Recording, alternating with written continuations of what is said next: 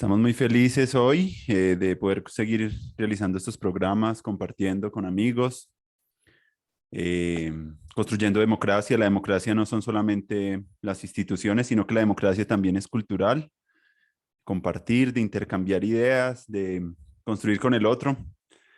Estamos hoy con Pedro Zapata, un gran amigo que nos conocimos hace unos años en Manizales y pues estamos muy gratos de poder volver a retejer esa conversación que habíamos iniciado ya en espacios como Ciudad Foro en el año 2000 y luego lo que fue Pensamientos sin Fronteras, un espacio en Manizales muy interesante donde llegaron muchos jóvenes muy inquietos a hacer lo que estamos haciendo con estas tecnologías, que era conversar, actualizarnos, mirar cómo empezar a darle mayor significado como a las vidas que estamos viviendo y a construir también ciudad, construir como democracia, construir participación. Entonces estamos con Pedro y estamos muy contentos de invitarte hoy a este diálogo. Ha sido como algo muy grato saber que estamos cerca y que pues tú has sido pues una persona pues muy importante en la construcción como de muchos procesos culturales en varias partes. Entonces me gustaría que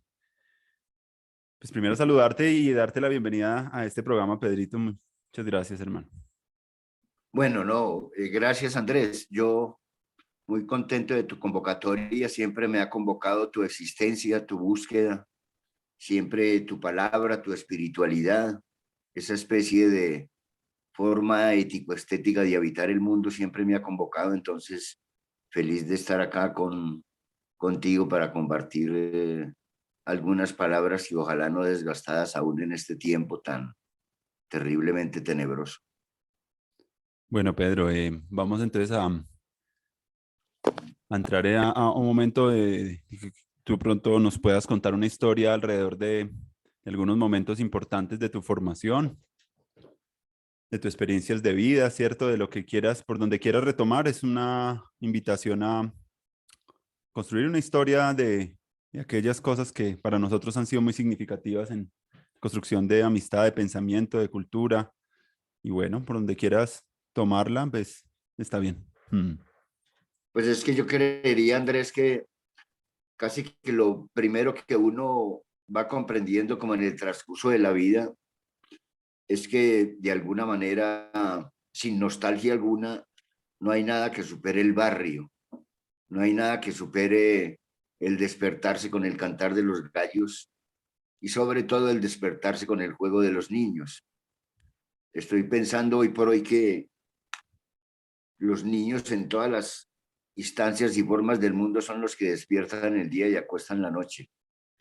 Y creo que en ese sentido, me parece que todos los referentes están siempre acumulados en la infancia. Yo me pongo a ver hoy por hoy todas las grandes temáticas, las preocupaciones temáticas, las búsquedas, que la ciudadanía, que la subjetividad, bueno, todas estas cosas que aparecen hoy por hoy, y no dejo de reconocer que todas suceden en la infancia en una forma profunda.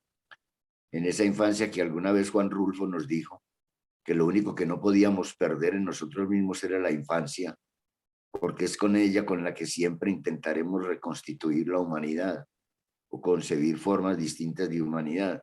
Entonces yo creo que esa infancia llena de los amigos, de latidos, llena de gritos, de atágelos, llena de disparos a veces a la madrugada, pienso que es como el primer mundo, de alguna manera.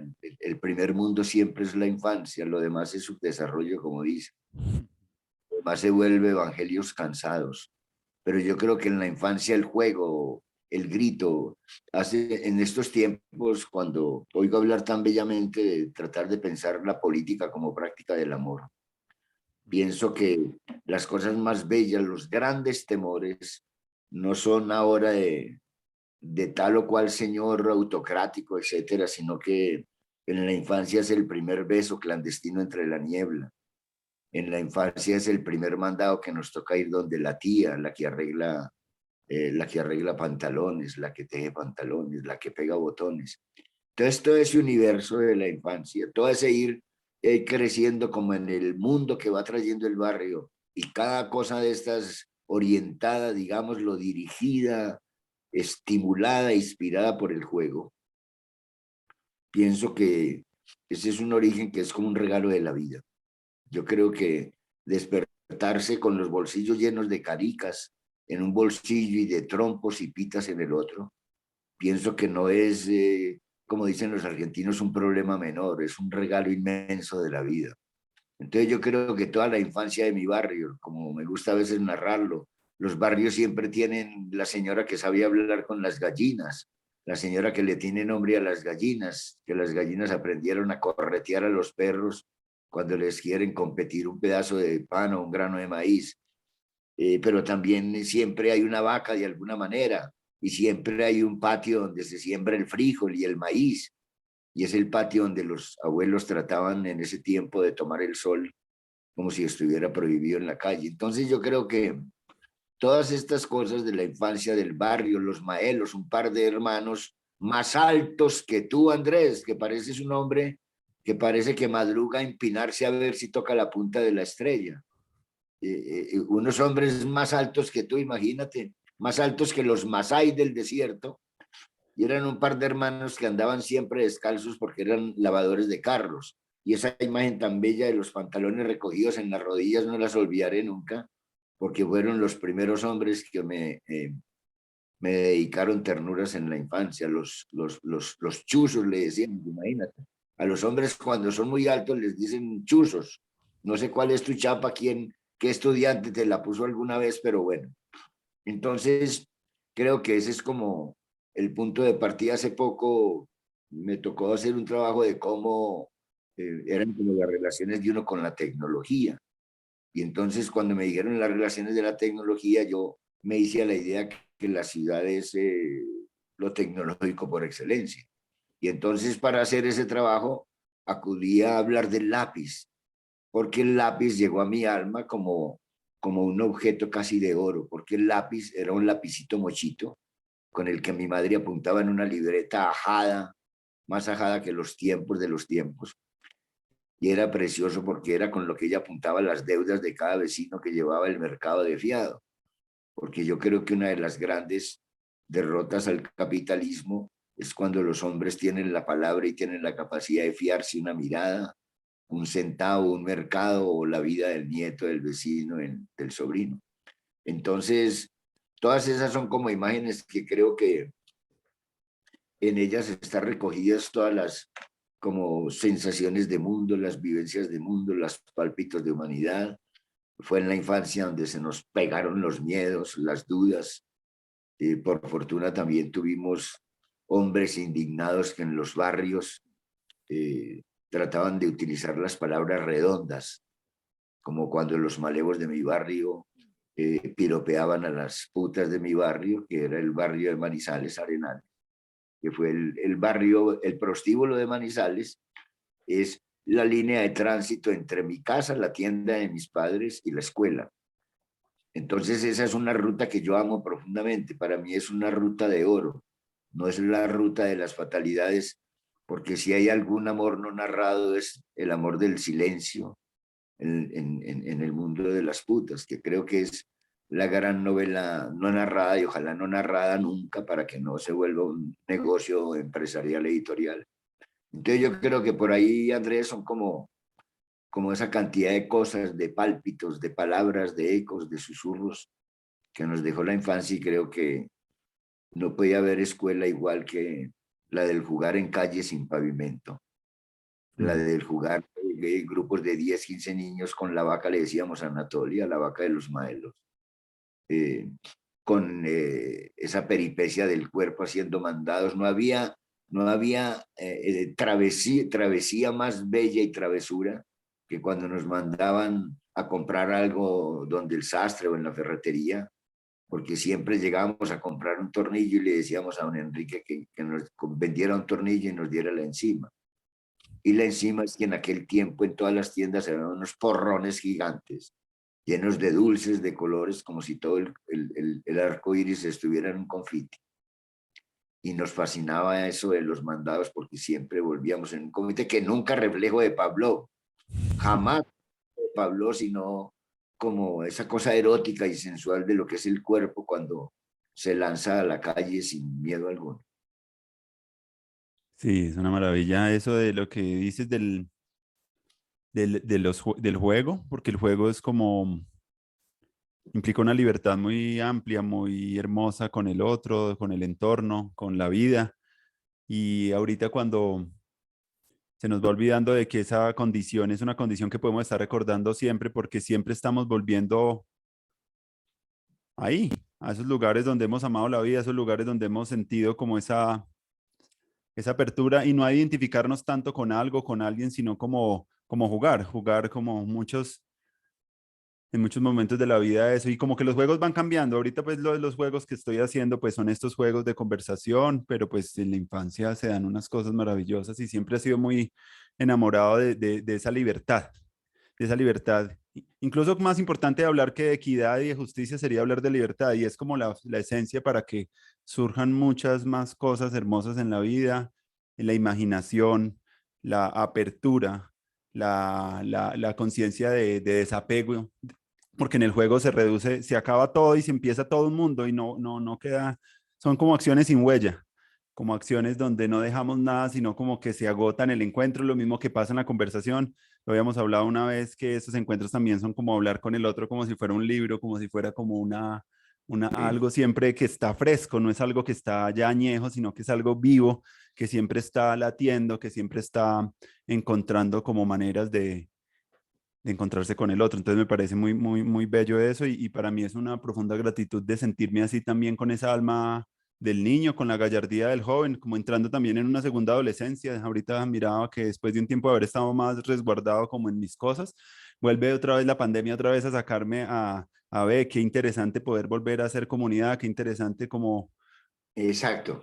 como recoger otra vez, como que la vida va en unos momentos donde uno está más en uno y otros momentos que me invita a ver, como que la situación también se pone más dura y como que entre mayor tejido comunitario y tú lo recuerdas por lo barrial, por la solidaridad, por la mirada, por el gesto, por la complicidad, por la apertura, por muchas cosas que se dan ahí muy, muy sutiles que son de un profunda, como decía un compañero en unas conversaciones, como la ternura de los pueblos, ¿cierto? Decía él en un Exacto. encuentro. Qué bonito eso. Además, porque el barrio tiene una particularidad y es que piénsalo bien, Andrés, y pienso que en el barrio es el único lugar donde tenemos tres y cuatro mamás al mismo tiempo.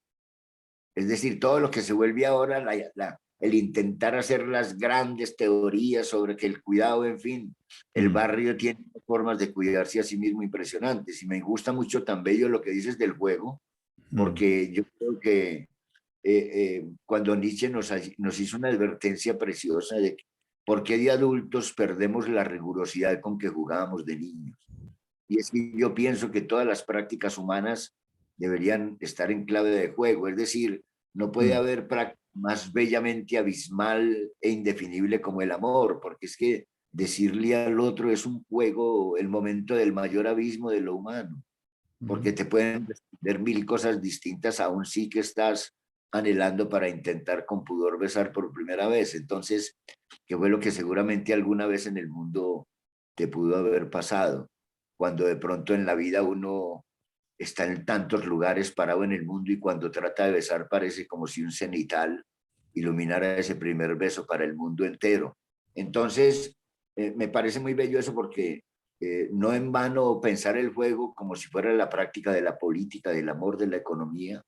Un poco lo que dijiste ahora, el juego es creo que más efímero que el arte, como alguna vez decían que el arte era muy efímero o el teatro. Y eso es lo bello del juego.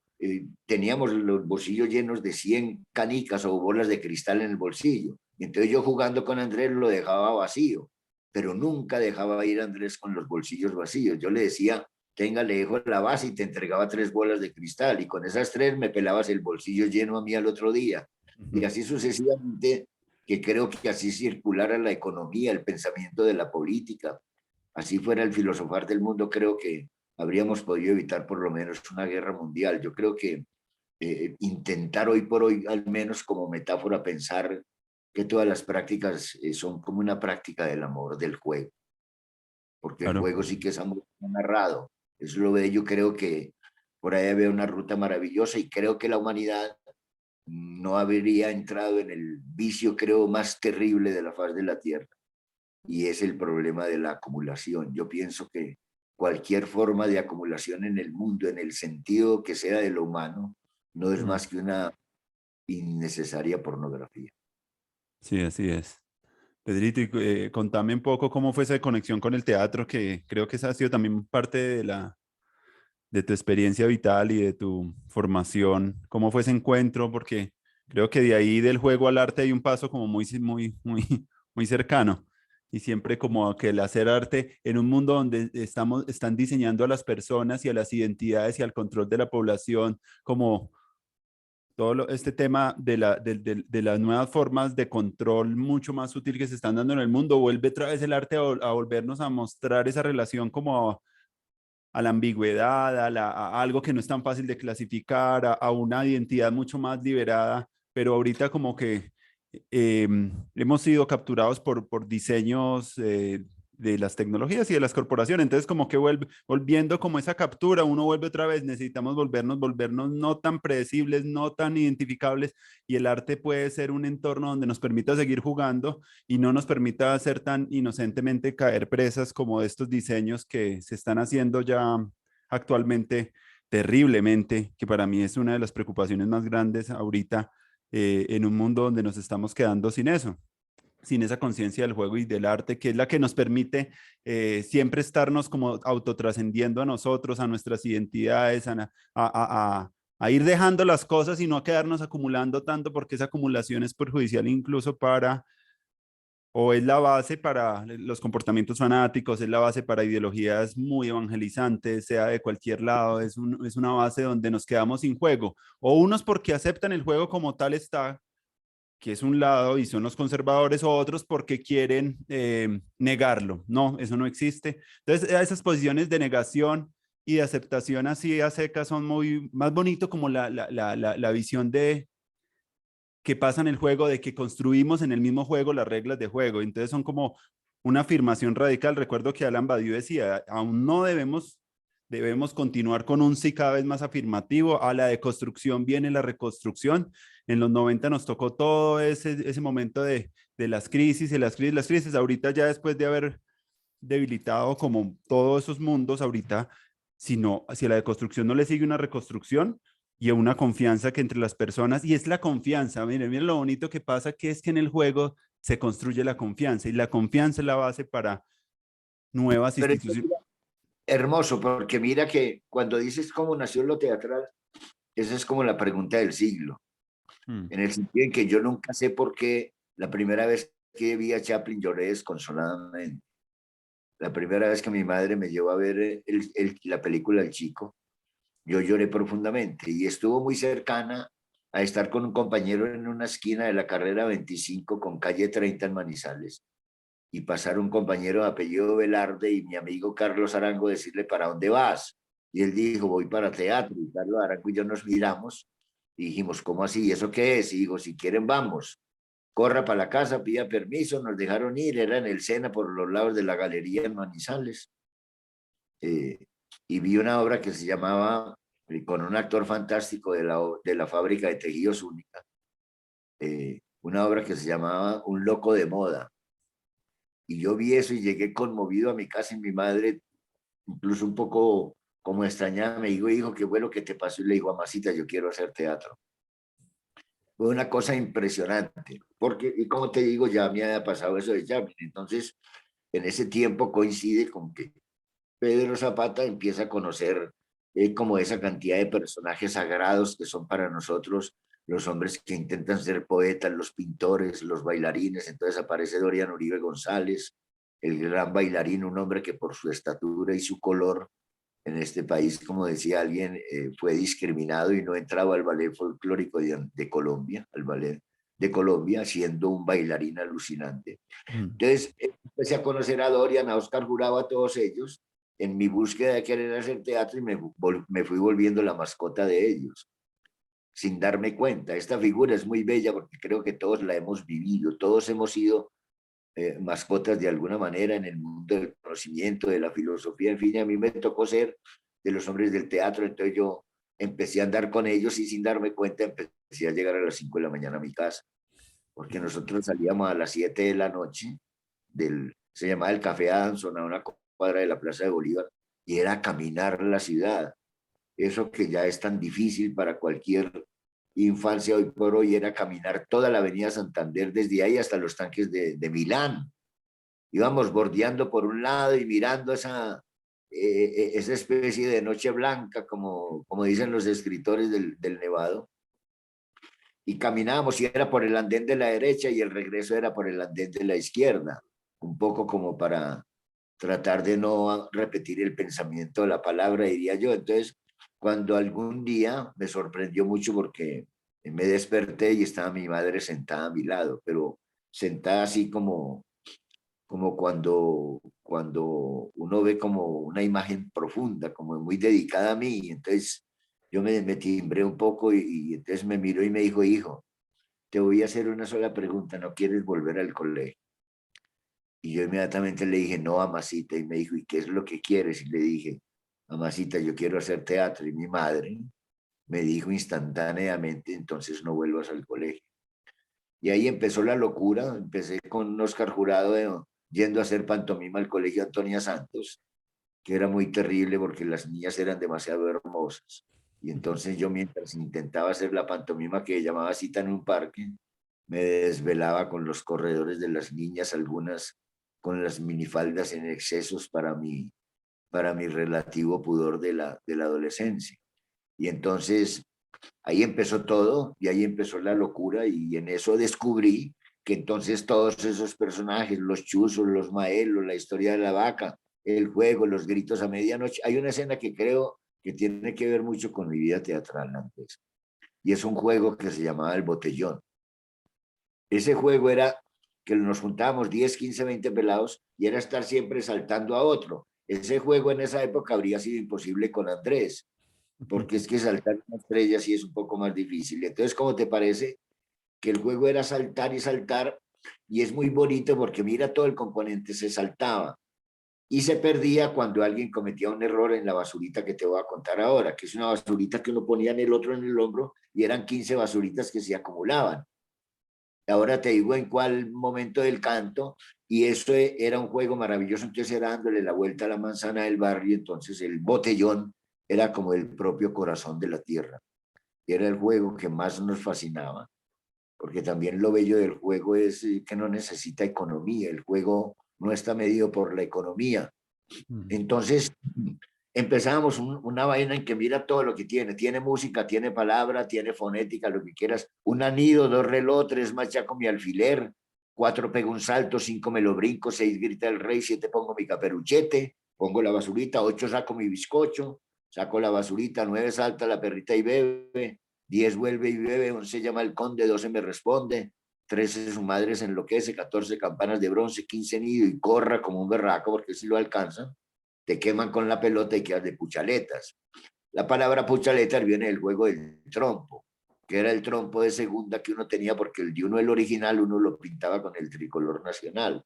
Pero el puchaletas era ese que terminaba roto al final porque era el sacrificado. Entonces quedaba uno en el juego del botellón. Creo que ahí está contenida mucha de la teatralidad en mi vida. Y yo creo que así tendrán orígenes iguales la literatura, la filosofía. Yo creo que esa cosa de que a veces volvieron la narración de los hombres como que tienen que ser infancias especiales, nada. Eso es pura vida que aparece en el barrio, como aparece la hierba, como aparece la mariposa, como aparece el cucarrón. Y yo creo que así apareció en la vida de uno y después, no sé por qué, pero como si yo tuviera una teatralidad toda mi vida, como si el vientre materno hubiera sido mi primer escenario. Yo no sé por qué, pero... Ah, y también tiene una colaboración que no menciono casi nunca, pero la voy a mencionar ahora amorosamente. Es que también mi madre era una teatralidad tenaz, era un personaje. Mi madre tenía coto, la vieja Tina, la vieja Ernestina. Entonces tenía un coto inmenso y eso le daba la idea de una voz ronca. Y entonces ella jugaba mucho con la bordellito y creo que ahí está toda la teatralidad, los maelos por un lado, los de la vaca, los chuzos, todo lo que tú quieras, las peleas de barrio, que es que las peleas de barrio son las escenas más bellas del mundo, todos los rostros, todas las expresiones, los gritos, los silencios, los susurros, las tensiones, las relajaciones, el tiempo y el tempo del cuerpo humano que después vimos en la vida teatral, ese tempo que cada uno es como un pálpito interior que lo va rigiendo a uno. Todo eso es el barrio. El barrio es, yo creo que no hay nada más sagrado que el barrio. Así es. Entonces, ahí, esa teatralidad se fue dando y entonces con la venia, que después la califico como la enseñanza más bella, democrática en el mundo, es la decisión de mi madre de no vuelvas al colegio. Yo pienso que ahí empezó una locura al lado de Oscar Jurado y después empezó la idea de conocer a otros compañeros y viene la vida de los grupos teatrales y en fin, y creo que mi primer momento tenaz, crucial en la vida teatral de Manizales fue crear el grupo de Teatro Arpón. Era una maravilla porque nosotros en todo lo que nombrábamos intentábamos dar como una explicación. Eh, eh, Al principio fue el arpón, que en esa época había pues ciertas predominancias de visiones un poco, digámoslo, no tan profundas, que quería más o menos hablar como de arte popular y nacional, que hoy por hoy si eso se devolvieron en el tiempo eran grandes debates de la política. Pero después sí creamos el propio grupo nuestro, el propio, con aquello de que sin influencia de lo adulto, sin influencia de los directores teatrales, de los actores de las ciudades de Colombia, lo que quieras. Como una práctica muy bella es que creamos el grupo La Brecha. Y cuando creamos el grupo La Brecha, mira, siempre juntando palabras como hoy por hoy los chicos lo hacen. Es que mira que en todo ese tiempo es lo que está pasando ahora. Cuando los chicos dicen perlune, que es la pereza de los lunes, nosotros decíamos el grupo de teatro La Brecha, y La Brecha era una relación con Brecht y Chaplin. Entonces, imagínate, claro. Entonces, por ahí empezó, y creo que lo más loco de explicar o lo más difícil de explicar es cómo narrar uno que uno tiene una teatralidad desde que nace impresionante, o por ejemplo en mi caso, porque es que hubo un momento en que sí, se nos decía que éramos unos toros en el escenario. Parece que este hombre tenía mucha fuerza en el escenario, este Cucho que ven ahora, como una fuerza muy particular, pero uno nunca sabe de dónde viene, uno no... Me preguntaban, pero usted cómo hace, que es una pregunta muy bella de cuando a algunos pelados, a algunos seres humanos les gusta la obra en la que actúas. Y había personajes donde me decían, pero usted cómo hace, y realmente uno no sabía explicar, eso estaba por ahí adentro, como adentro están tus versos, tus teorías, tus metáforas, como adentro están los Picassos, adentro están las Alicias Alonso, teniendo la capacidad de bailar como ciega en un escenario del mundo en Cuba. O sea, yo creo que, y por ahí esa teatralidad, pues la transitamos un buen largo tiempo, Andrés. Sí. No, y se mantiene, que es lo bonito también, como esa vitalidad que yo me preguntaba a muchas personas, como de dónde sacan ese fuego, esa potencia, esa energía de siempre estar como en el escenario de la vida, como con esa esperanza. Porque mira lo diferente, yo hace poquito escuchaba que es que esperanza es diferente a optimismo, sino que esperanza es como hacer las cosas independientemente de lo que suceda, pero hacerlas con toda, con alegría, con conexión, con sentido. Y eso es muy bonito de la esperanza y esa vitalidad como que me llama mucho la atención. Y lo he visto mucho a las personas que he entrevistado también, hablando otra vez del juego. Y es que, por ejemplo, en una de las últimas conversaciones, una de las chicas me comentaba que lleva su infancia la tuvo en La Piangüita, por allá cerca de Buenaventura, Ya, jugando en la playa, en un espacio de educación. Para ella fue, no fue el barrio, sino como la playa y todo. Y eso fue lo que dio origen a lo que actualmente hace, que es directora de cine y crea una serie de televisión en Señal Colombia que se llama Guillermina y Candelaria, una serie para niños con temáticas afrocolombianas, unos contenidos infantiles. Entonces fue muy bonito ya descubrir que fue en esa libertad con un padre que siempre estuvo muy dispuesto como a que ellos tuvieran mucho el arte en la formación y mucha, y decir arte es decir mucha libertad para expresarse, para encontrar cada uno cuál es como el swing, el grupo que tiene como en la vida y ya salen pues los Picassos, salen las personas, salen todos esos seres, pero no, cuando yo le pregunté, ¿y tú veías cine? Y no me dijo, no, no era eso lo no, importante, pero fue como toda esa exploración que se tuvo de niño, esa libertad de conocer muchos lenguajes, esa libertad de reconocer su propio sabor, su propio estilo que hace que podamos tener, digámoslo, a futuro, pues cosas mucho más chéveres, gente más, muchos más Miguel Ángeles en los barrios, mucho más Picasso, mucho más, ¿cierto? Todos esos personajes creativos, que democratizar esa creatividad en toda la gente y dar las posibilidades para que desde muy pequeños tengamos presentes de que esa libertad es lo que lleva quizás a gobiernos diferentes, porque ponte a pensar que cuando yo leía un poco en los 60 no, a un psicólogo en los 60 que decía que parte del fanatismo y de los fascismos y el autoritarismo estaba basado mucho como en el control del placer, del cuerpo, de la represión, de... Wilhelm Reich hablaba de que si teníamos cuerpos más reprimidos, eran cuerpos que iban a estarse más susceptibles a participar en cosas más rígidas, pero si el cuerpo tiene más libertad, más juguetones, pues va a querer otras cosas que alguien que lo controle, que lo domine, sino como va, va, Claro. va, va. Eso lo Y, decía él y y yo decía, ¿pero qué relación tiene eso de la represión de la sexualidad, del placer, del cuerpo, del juego? En últimas, la sexualidad es un juego, ¿cierto? El erotismo es uno de los total, juegos. Mm, es que incluso mira que, y yo muy poco lo oigo narrar, pero para mí en lugar de las escuelas de formación, los grandes lugares yo creo que hay algo que no hemos narrado y de pronto lo narro con ese extraño y profundo amor que tengo por mis padres y que no, que eran campesinos hipotéticamente. Pero en las lógicas del tiempo actual, mi padre Arcesio sería entonces un analfabeta. Mi madre Ernestina, yo no sé de dónde le encantaba escribir, y el famoso lápiz mochito que narré ahora, que me alucinaba de ella, ella después de repartir el almuerzo en la casa se sentaba a escribir cosas con el lapicito mocho. Y yo recuerdo que ahí toda la escuela, toda la fuerza del mundo que yo pueda tener en mi teatralidad, en esto que tú llamas como un poco cierta fuerza, cierto entusiasmo, mm, quien era, pero yo creo que lo heredé de ellos. Pero mira qué curioso, no tanto de ellos como que mi padre hiciera tal, sino que mi padre era como un templo del silencio, el viejo Checho. Él casi nunca hablaba, pero era un hombre de unas gestualidades campesinas que creo que son los gestos que más amo desde la infancia. Son mm. mis grandes memorias imborrables de mí, los silencios de él, su forma de rascarse la cabecita levantando la mano en el sombrero. Uno le preguntaba algo a él y él cogía con la mano, se levantaba el sombrero y se rascaba la cabecita y decía, vaya, hable con su mamá, que ella es la que sabe de eso, mijo. Pero era un hombre y unos silencios que cada silencio de él era una complicidad profunda. Y en mi madre, esta práctica, toda esa teatralidad, toda esa ética profunda en la que yo fui criado, porque es que mi padre le fiaba a todo el mundo y lo que más le daba felicidad a él es que nunca alguien dejaba de pagarlo.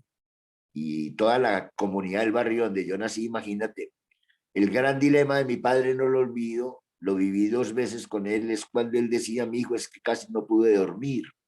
Y yo le decía, Pasito, pero qué bueno que le pasó. Y dijo, es que se me olvidó mandarle la devuelta de los 5 centavos a don Roberto el Carbonero.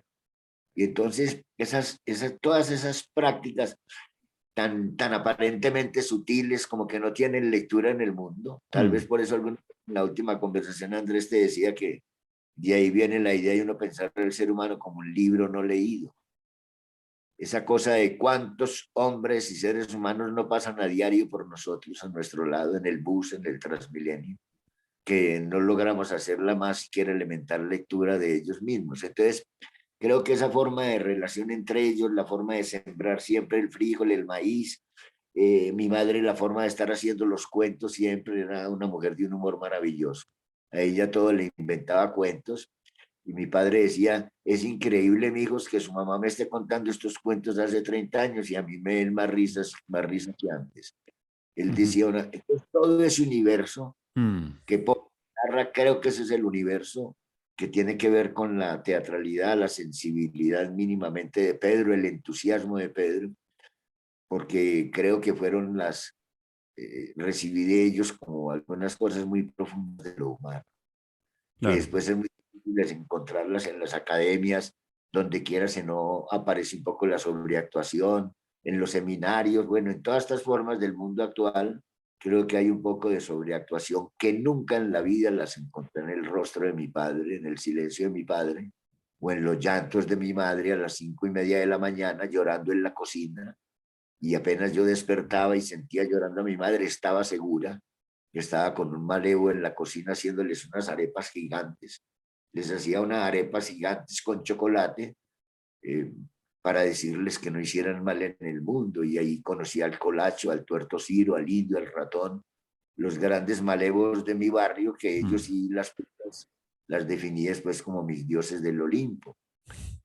Definía sus dioses del Olimpo a los cargueros de galería, para mí eran los malevos y las putas de mi barrio. Entonces, todas esas imágenes creo que Claro. son las que parte de esta relativa fuerza y esta especie de terquedad de este trasteo por el mundo. Mm. ¿Y cuándo empieza esa conexión ya como en el mundo más como de los jóvenes y ya después de pasar del teatro, digámoslo, la historia que a mí me toca ya como para bailarla desde por ahí con Jornadas Juveniles Latinoamericanas? ¿Cómo fue esa historia, Pedro, ya después de vivir mucho tiempo pues en los procesos teatrales? Recuerdo que tú también contabas que estuviste aprendiendo con el TEC, ¿cierto? En Cali. Sí, Uf. sí, ahí es muy lindo, Andrés, porque es que esto, mira cómo de todas maneras va ligado. Yo creo Mm, que la llegada al teatro de uno y todo esto y lo que fue pasando mm, fue muy particular. A mí me fue creciendo el pelo, yo fui teniendo una boina de esas que yo llamaba como boinas griegas que comprábamos en Barbicio en la Plaza de Bolívar de Bogotá. Fui metiéndome por ese lado, bien el mundo de los pantalones anchos y todo. Entonces mi figura era una figura maravillosa. Yo creo que la figura más bella de mí mismo es esa figura de los pantalones anchos, el bigote, los crespos, porque además era como una forma de tener más proximidad a lo inseparablemente de la vida humana nuestra, y es las mujeres que son de alguna forma ese maldito deseo que no se nos agota ni en la quinta o sexta esencia, como hablan. Entonces, en esa época todo eso mm. me fue apareciendo, entonces era inseparable. Cualquier lugar donde llegábamos, yo siempre estaba rodeado de niños. En toda parte, Enrique Buenaventura, en el caso del TEG, él se conmovía, porque llegábamos del TEG en cualquier parte, una gira nacional o internacional, y siempre en toda parte yo estaba rodeado de niños. Cuando eran las carreteras, me miraban con ternura los soldados cuando paraban los carros para requisar, esa especie de ritual ingenuo que nos inventaron las autocracias para después podernos asesinar por la espalda en las madrugadas. Entonces, y era bellísimo porque cada bajada de Pedro Zapata de un bus era una risa para los soldados impresionantes. Entonces terminaba despidiéndome de ellos con mamadas de gallo, porque era una pinta muy loca. Es la pinta que más amo de mí mismo, esa pinta de bigote, de gorra, de pantalones anchos, que creo que lo que hace es reproducir los pantalones cortos, cuando en las casas en la infancia salíamos para donde quisiéramos y nadie le gritaba a uno cuidado o tal cosa. Nunca, nunca nuestras madres tuvieron miedo de que saliéramos a la calle. Por eso mi vida fue siempre yendo a pie y volviendo a pie a la escuela, que es una cosa muy bella. Siempre mi vida de la escuela fue ir caminando y regresar caminando, que un paréntesis chiquito, por eso me enamoré tan profundamente del libro La ciudad de los niños de Tonucci, porque Tonucci lo que narra es que los niños puedan caminar la ciudad juntos. Bueno, entonces en medio de toda esa teatralidad apareció y apareció, y entonces ahí vienen los regalos de la vida, aparecen nombres como Jairo Gómez, que fue un gran compañero, está todavía en Manizales, él todavía actúa, y con Jairo era un hombre disciplinado en el mundo académico. Mm. Eh, y entonces con la disciplina que él tenía, él me enseñaba a interpretar la vida teatral que hacíamos, porque yo era siempre el desfogue, a quemarropa, todo sucedía en mi vida. En cambio, Jairo, pues entonces venía la reflexión, esta escena puede ser así, aquí, y empezó a mezclarse todo este universo, hasta que quien creyera la llegada al TEC, que tú lo preguntas, Mm. teatral, quien creyera, pero en la vida teatral, Pedro Zapata va al TEC para no morir de amor. Y entonces digo no morir de amor porque en Manizales, el día en que yo rompo las relaciones con la madre de mi hijo Federico, con María Elena, que aún vive y tenemos una amistad bonita. Es muy lindo porque Cuando eso me pasó, yo pensé que me iba a morir de amor, porque era un momento en el que yo creía que el amor era eterno. Yo creo que una de las enfermedades innecesarias del manizaleñismo es creer que el amor es eterno. Y yo creía que el amor era eterno y yo me puse a reflexionar y dije, si me quedo en Manizales, me muero de amor. Y ahí fui para Cali y es cuando entonces, ya en esa cosa teatral profunda en que se le ha metido en la brecha de Manizales a Pedro. Ah, bueno, pero un paréntesis chiquito, no olvides que también hay un momento de mi adolescencia y es el Festival de Teatro de Manizales. Acuérdate que cuando menos pensamos llegaron cantidades de hombres barbados, mujeres con la transparencia de sus senos, en su forma de vestirse, los hombres cogiendo bellamente a las mujeres por las nalgas, como empujando el deseo hacia esas faldas tenebrosas de Manizales, todo eso llegó a Manizales de una manera fascinante. Eso sí que creo que nos abrió las preguntas, los universos, los deseos. Entonces yo creo que por ahí toda esa cosa se junta y entonces el irse para el TEC tenía que ver con superar como el no morir de amor. Y creo que es cuando yo renuncio a trabajo en la Universidad de Caldas, porque nunca pues pudimos vivir del teatro propiamente. Y creo que el haberme ido fue muy bello porque empecé en Cali, obviamente también las mujeres de Cali son mujeres de chocolate, ya en Cali las mujeres son de senos templados, no caídos un poco como el trajinar de las pendientes de nuestras adorables mujeres manizaleñas. Entonces en Cali ya parecían también de chocolate. Y entonces en Cali empezó a descubrir que no es que el amor sea eterno, sino que lo que es eterno es cada beso, cada piropo, cada mirada en las esquinas. Entonces, cada seducción es lo eterno. Y por ahí empezó una vía teatral con Enrique que fue fascinante. Yo me encuentro con un hombre a quien amo tan profundamente. Creo que Enrique es mi segundo padre inseparable, aunque hay un segundo padre en mi vida que fue Oscar Jurado en los principios de mi teatralidad Manizales, pero cuando aparece el Teito ya esa es otra locura, porque ya son otras teorías, otros conceptos, descubres que tienes que leer el doble de lo que leías, ya son las especulaciones de las metodologías, y en fin, que hoy por hoy yo diría que también ojalá las prácticas humanas no se apegaran tanto a las metodologías. Yo creo que las metodologías son las que llevan a los seres humanos a la pregunta, a la apreciación que dijimos ahora de Nietzsche, y es que ¿por qué perdemos la rigurosidad con la que jugábamos de niños? Yo creo que hoy por hoy las metodologías, el agrupamiento de tantas teorías, que eso de alguna manera es como inevitable en lo humano, creo que por ahí va un poco la fatalidad de lo humano mismo. Yo creo que las metodologías nos roban algo de lo humano y no los explicar, ni me lo vayas a preguntar, porque tú en eso sí eres experto, te encantan las teorías, te encantan los arabescos, las búsquedas conceptuales, etcétera, porque eres un hombre que tiene un fascinante laberinto de tus particulares formas de pensar e intentar definir el mundo. Entonces yo creo que esa teatralidad en calidad aparece esa complejidad aparentemente de la metodología.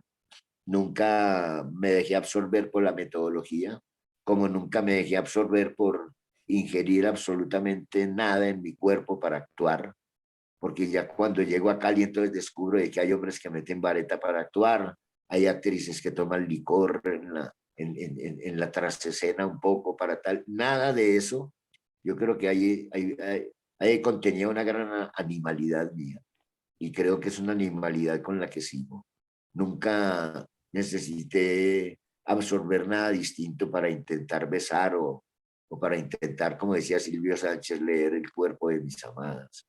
Entonces yo creo que por ahí esa teatralidad, yo creo que vivió una contradicción muy profunda porque el mundo de las técnicas, de las metodologías me derrotó un poco, que yo creo que son la mitad de las palabras que los profesores utilizan en clase en las escuelas primarias, que me Mm. pusieron a darme en estos tiempos de cuántas soledades se compone un día de clase en la vida de un niño, porque puede ser que el profesor se desparrama en palabras y palabras, pero ninguna conecta al niño para la vida. Mm. Porque creo que el mundo de la escuela hoy por hoy es una abundancia innecesaria de palabras vacías. Claro.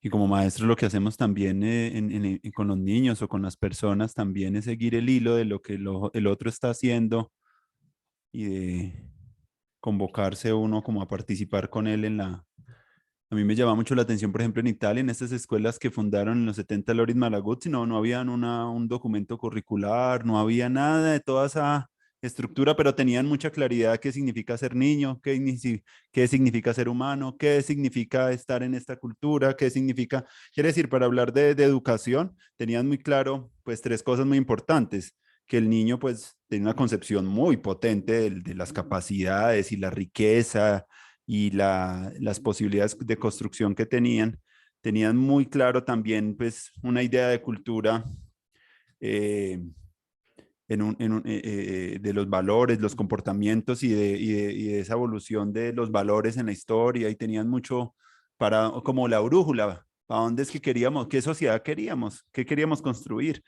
Porque si Exacto, uno como maestro no tiene esa pregunta y va como muy obediente haciendo las cosas, pierde un poco que siempre una utopía o una microtopía o una brújula que lo contente y que le tenga ese fogón encendido a uno permanentemente, pase lo que pase, es algo importante. Y lo otro que tenían esas escuelas era pues que eran fruto como de una autoorganización de la ciudad, de la muy gente, bien, como buscando no esperar que el Estado ni que el Estado maternal o paternal pues le soluciona las cosas, sino que era como una cuestión de ciudadanos.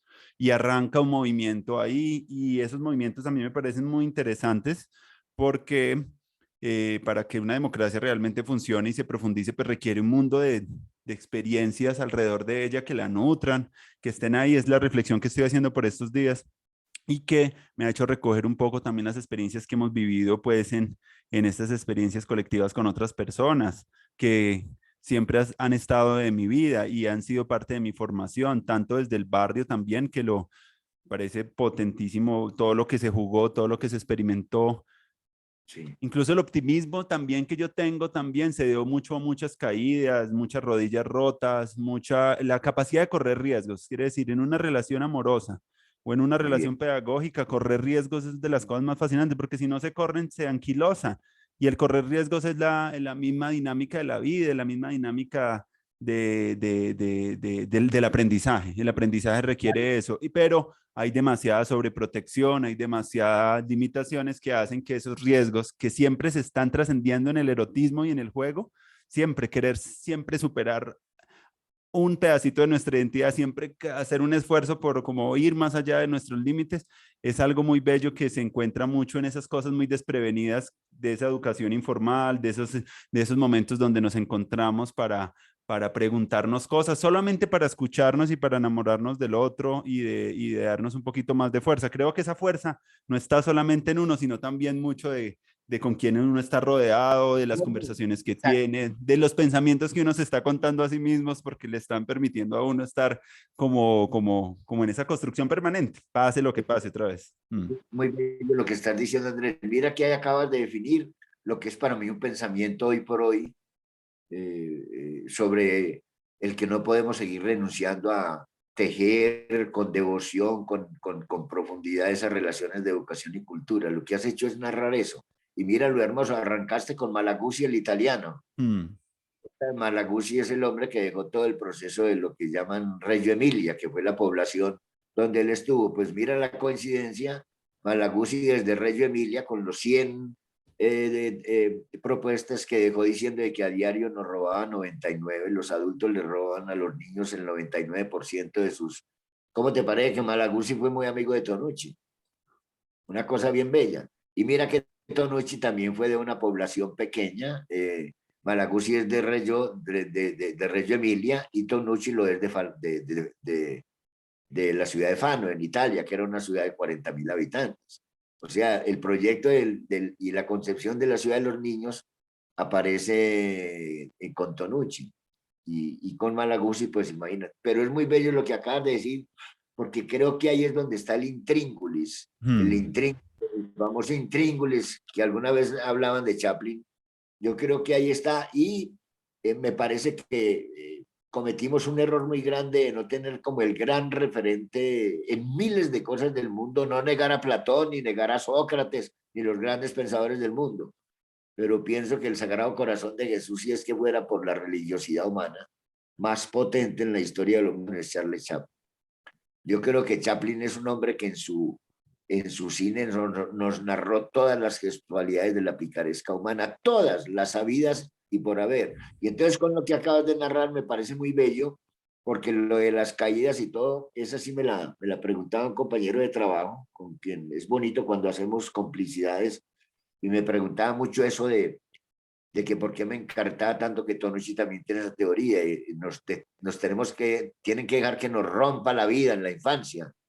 Pues yo tuve dos rupturas de la vida que creo que es lo que hoy por hoy me tiene trabajando en un programa que llaman Los niños y niñas educan a los adultos. Ya a estos 80, 90 o como 102 años que vamos acumulando bajo los zapatos. Y es que, ¿cómo te parece que en la infancia, me motiva a decirlo, eso tan bello que esa construcción tan linda que hiciste ahora?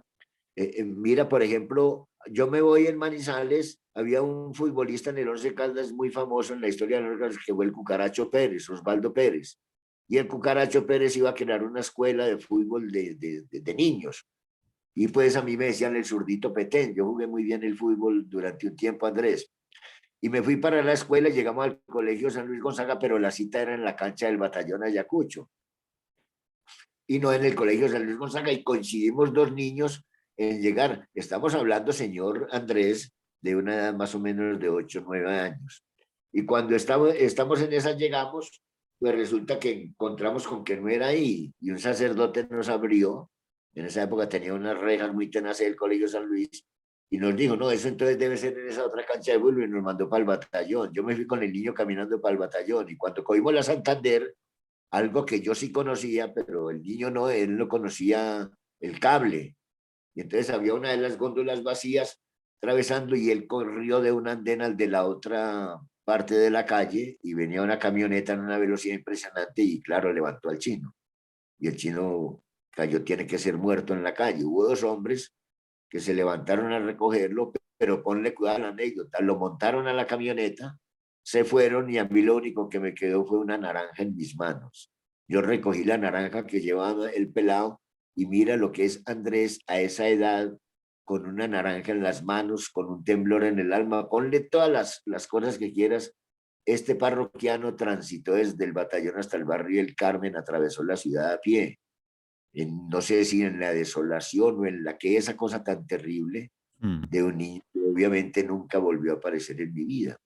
mm. Entonces creo que esa es una. Y la otra, haberme tocado en un potrero al frente de la tienda de mis padres, en una edad menor todavía que esa, haberme tocado ver cuando los malevos se citaban a matarse en silencio, que era como una especie de, es muy extraño que no les gustaba hacer el show, y escogían lugares un poco solos para ellos, intentar matarse a sí mismos, y tocarme a esa edad ver a dos hombres que se citan en un lugar, el uno con la famosa peinilla y el otro con el saco envuelto en el brazo y un cuchillo en la otra mano.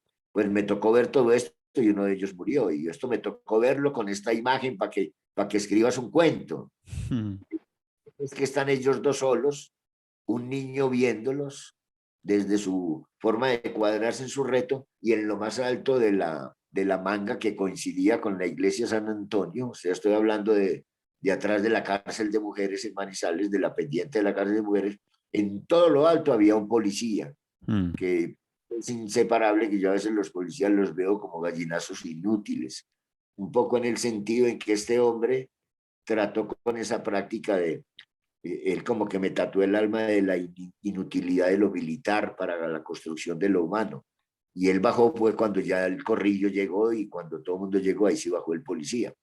Entonces, con esas vivencias, imagínate qué hermosura lo que acabas de construir ahora.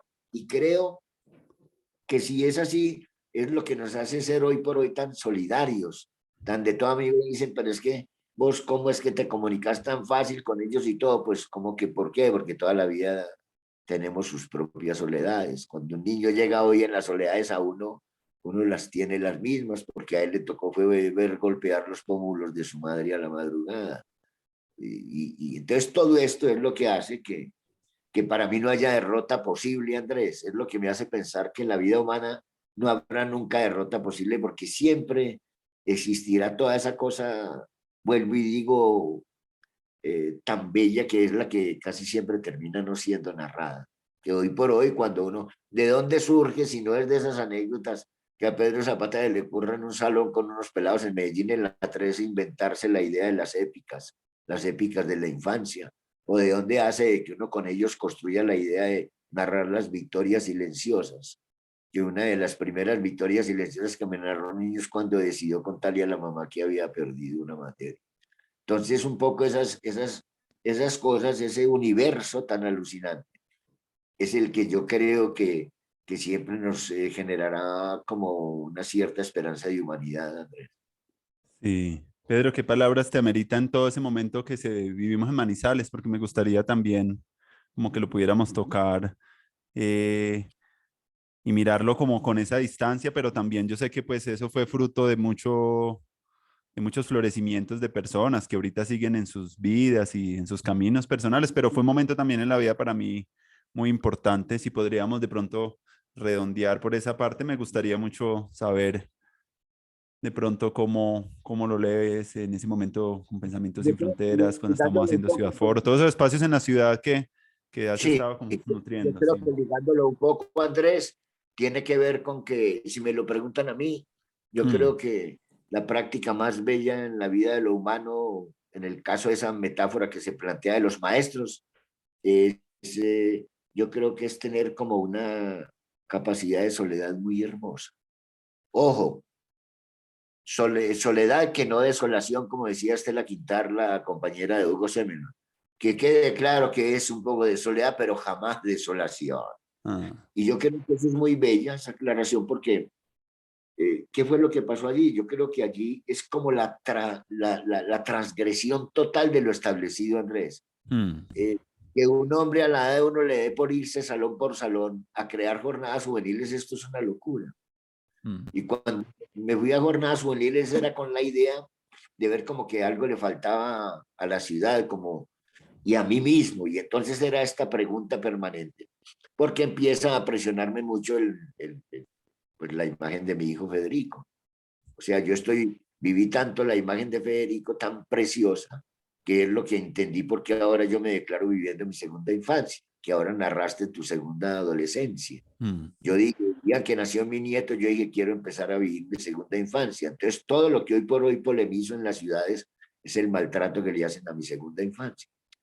Entonces, imagínate que eso es muy poderoso porque de alguna manera jornadas juveniles, lo que hacía Iván con obra abierta y todo, éramos mm, como una hombres con una soledad tan profunda, pero la soledad entendida como que nunca yo quise hacerle curaduría a un solo gesto, a una sola palabra, a nada de los pelados, jamás, mm, jamás existió, no hagas esto, no hagas esto, era una celebración profunda de todo lo que sucedía, que mm. intento que esa celebración profunda no desaparezca de mi vida, porque si me lo preguntaras ahora, mi lucha central profunda, y por eso me pesa tanto algunas visiones de la política y todo es Mm, eh, que la intensidad, mi mayor búsqueda hoy por hoy es no perder esa fuerza y sobre todo ese derecho y esa ética a mirar de verdad los ojos a mi nieto Emiliano. Entonces yo creo que eso es lo más bello hoy por hoy. Y es que el recordar todo esto era una cosa impresionante. De todas las juventologías de Manizales y las corrientes de jóvenes, ¿no? Me preguntaban, pero ¿usted cómo hace? ¿Usted cómo hace? ¿Usted les produce un carnito? Y les decía yo, ¿qué es esa alcahuetería? ¿Carné para qué? ¿Por qué tiene alguien que identificarse para juntarse con otro? mm, Y fueron apareciendo. ¿Cómo aparecieron? Pedro Zapata fue de salón en salón a 42 colegios. Esto es una cosa muy bellamente delirante. Era 42 colegios a preguntarle a los jóvenes qué íbamos a hacer, qué nos íbamos a inventar. Y así, y de esa manera apareció como apareció la cosa tan bella en el mundo. Apareció por un colegio Charlize, en el otro Ansermo, en el otro Laura. Y eran chicos que todos se quedaban al final de la charla que yo daba o de la calentura que yo daba, como decía, me gusta mucho la metáfora de Mercedes Valencia y es el siempre existir como a quemarropa. ujú, Creo que es una metáfora más bella que lo de efímero, a quemarropa. ¿Y cómo te parece que así se construyó Jornadas Juveniles? Y Obra Abierta se construyó de alguna manera también. Y por otro lado, lo que construía esta compañera con donde salieron los otros desquiciados músicos, rockeros y todo, que era, ay, no me acuerdo del nombre ahorita, un proceso que generó una chica en Manizales eh, con los rockeros y todo, que era a la par con cuando hacíamos jornadas juveniles y todo. Entonces, lo más potente es eso. Por eso yo hoy por hoy valoro mucho y mi alma está dispuesta. Esta anécdota es muy preciosa. La mayoría de la gente con la que hablo, cuando van a hacer un evento de niños, lo primero que hacen es narrar un listado de que hay que cuidar aquí, que el peligro tal, hasta que un día me emberraqué en una reunión y les digo: ustedes, ¿por qué tienen tanta fatalidad en el alma? Como si hubieran aplazado lo más bello de sus infancias. A mí no me da fatalidad. Yo cuando me encuentro o me ponen a encontrarme con los pelados, en este caso en Bogotá, en las localidades, en Ciudad Bolívar, en Bosa, lo que sea, va es una rumba en mi cuerpo impresionante, como la que tengo ahorita para irme a Bosa a trabajar con pelados. Y es un poco la idea de que nunca alcanzo a pensar fatalmente absolutamente nada. Entonces creo que esas vivencias y ese universo que nos rodeó nos dio como cierta fuerza y yo lo llamo así como cierta ética que no es fácil que sea tocada banalmente por el capitalismo ni por ninguna de sus monstruosas cabezas. Yo creo que eso es una de las cosas, lo llamarán libertad, lo llamarán esperanza, como dijiste al principio, en fin. Mm. Creo que esa es una fuerza que ya es muy difícil que nos puedan contaminar con ninguna perversidad de lo humano. Entonces, ahí hay una cosa muy bella y creo que Manizales es eso. Y todo esto es muy bello porque sucede en una de las ciudades más conservadoras del mundo.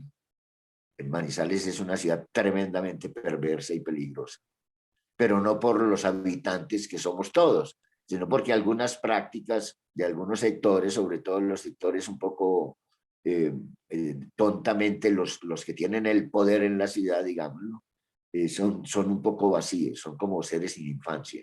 Entonces todo lo que en ellos no sucedió, nos sucedió a nosotros en los barrios populares y sin cuenta de cobro.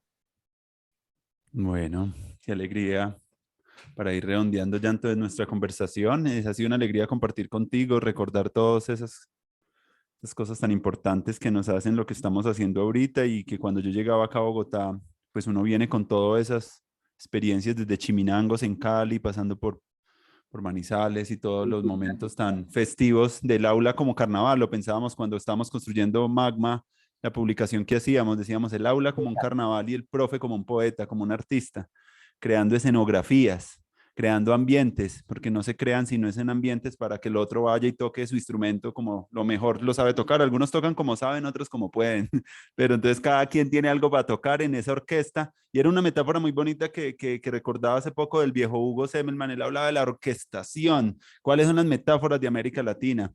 Y Exacto. bueno, estos programas hacen parte de eso, de ir a empezar a como maestros y como educadores, como investigadores, ir empezando a mirar esas metáforas, porque en esas metáforas están las aldeas de la nueva educación, están ahí para seguirnos encontrando. Tú me preguntabas qué sigue con esto, pues sigue también como unos nuevos encuentros, ya no de dos, sino por lo menos de cuatro, de cinco, con todas estas conversaciones que hemos hecho. ¿Para qué? Para seguir tejiendo este tapiz tan bonito de iniciativas para que sean para nosotros como el encuentro más grato de compartir con otros, pero para a futuro también los niños que vayan a beber de estos néctares como si fuéramos, como si fuera en cada experiencia como un panalcito donde vamos a llevar un poquito la miel y a ir empezando a polinizarnos mutuamente. Eso es lo que es la universidad del futuro, la universidad nómada que queremos, que sea como un gesto así que de polinización entre las ideas, entre las personas, entre América Latina. Me interesa mucho eso, Pedro, de eso del ser latinoamericano, que está muy tejido por muchas cosas que hemos dicho, juego, fiesta, celebración,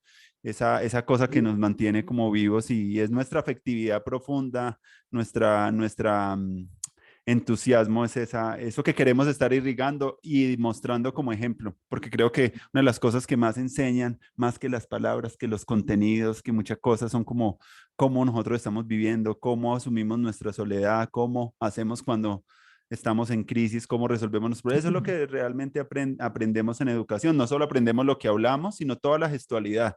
Y esa gestualidad es algo que se nutre de todo lo que hemos venido hablando del barrio, de la escuela, del amigo. Eso, todas esas gestualidades son como, están ahí. Entonces, no sé si quieres de pronto para cerrar, sé que tú tienes todos tenemos que salir, Sí, algo frente a esta iniciativa, también algunas palabras que por quieres favor, darme. toda la complicidad del mundo haciéndote la más amorosa advertencia. Mm, Cuando tú hablas, es muy bonito porque traes también a mi alma las palabras de mi hijo Federico. Ustedes tienen en Manizales una particularidad, una cantidad de hombres y mujeres, una forma de pensar, una relación con lo estético, con lo bello, con lo... Tienen una relación profunda. Ustedes le ganaron todas las batallas a lo conservador mismo de la ciudad. Ustedes de alguna manera son el abismo de mi ciudad.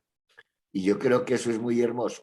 Y la advertencia que te hago es lo más bello, la universidad del futuro. Yo creo que debería ser la humanidad del eterno caminar. Mira cómo cuando te narré en mi infancia que me plegué a Oscar Jurado, a Dorian, a Hernando Valdés, que fue el transitar tanto la avenida Santander hasta hasta los lagos de Milán, y en fin. Yo creo que es eso. ¿Sabes por qué? Porque tenlo por seguro que en la mitad de las esquinas del mundo necesitan de tu poética, necesitan de tu palabra, como necesitan de la musicalidad de esas mujeres que llevan música en el cuerpo, en la mirada. Su gesto es de alguna manera una especie de fusa y semifusa, y semicorcheas. Estas mujeres que a veces la vida te pone al lado, como la que tienes, es una mujer muy hermosa, es pura luz, luz que anuncia tu palabra. Entonces, y la de ella también. Yo creo que si algo viene maravilloso es la pandemia lo anunció. Yo no sé, pero creo que vendrán las grandes caminantes del mundo, ya no solo los Masái que los mencionamos al principio. Mm. Yo creo que eso es lo que quedó en el alma inseparable de los niños del mundo. Los niños vieron las calles vacías y vieron a los animales caminando por las calles vacías. Y creo que eso tendrá un efecto en la psiquis de ellos y creo que volverán los grandes caminantes y ya como hecho, digamos, lo vital, como es que vos tenés una palabra muy poderosa, Andrés, andate a caminar el mundo. No la dejes solamente que nunca será en esta virtualidad que muy poco acepto, la acepté contigo, pero yo creo que la mitad de los lugares del mundo necesitan de la musicalidad de ustedes, de la palabra de ustedes.